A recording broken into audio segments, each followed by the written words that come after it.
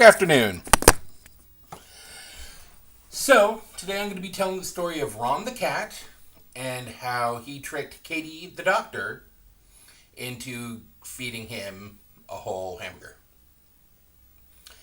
So, my sister's a doctor, and she's lived in a few different places to do her training to become the great doctor she is today. And at a certain point, that training was taking place in Detroit, Michigan. So my sister lived there for a couple of years, worked real hard, and then that training ended, and she was about to start her first full job as a full-fledged, not in training anymore, doctor. And that job was in Tacoma. So I've always tried to be real supportive to my sister because I'm really proud of her. And she called me and said, "Hey, Mike, if I fly you out here, will you keep me company while I drive across the country with my two giant cats? One's 30 pounds, one's 25 pounds.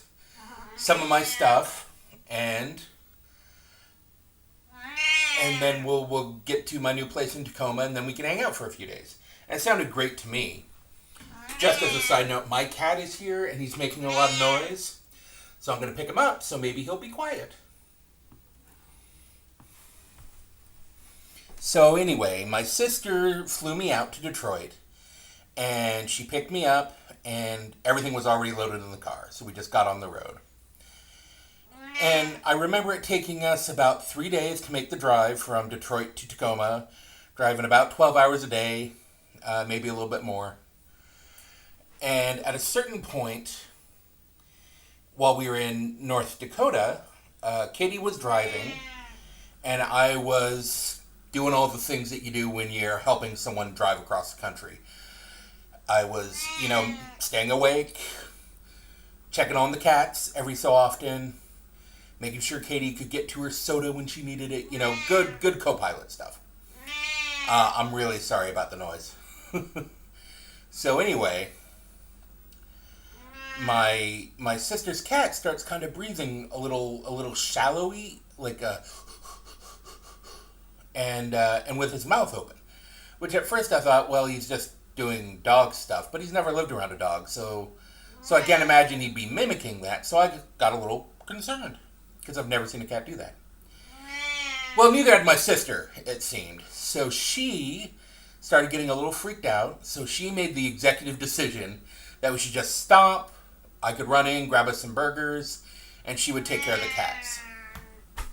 So one of them, Sylvester, who's a big fat cat, I think he weighs 30 pounds. He was uncomfortable, but he was fine. Her cat Ron, however, who was 25 pounds, but not real fat. He was real strong. He was some breed of cat. I'm not sure which, but some breed of cat that's just, real muscly and big. So she sent me in to get burgers while she played with the cats and made sure they were okay. I brought the burgers back. I decided to stay out of the car because I figure me being in the car would be just another heat source. And if we're trying to cool the cats off, which was kind of our guess, is that Ron was getting overheated, didn't need another heat source in the car. So I opened the door, hand my sister her food, close the door, and I sit on the bumper and just kind of quietly eat my burger. It was kind of nice. I was born near that area, so I was just kind of eating my burger and looking around. And I finish up. I throw my garbage away. And this is my cat Lou. I finish up and I throw my garbage away. And then I come near the car and I hear my sister laughing. And I open the door and I'm like, "Hey, is everything okay? I hear you laughing. Seems like things are better." And it turns out Ron had kind of sniffed at her burger when she went to eat it. And so she gave him a piece. And he ate it real quickly like he was starved. So she gave him another piece. And another. And another. Until Ron had consumed her whole hamburger. So while she laughed about... Oh, and afterwards he seemed fine. So it seemed like he had tricked her to get her burger.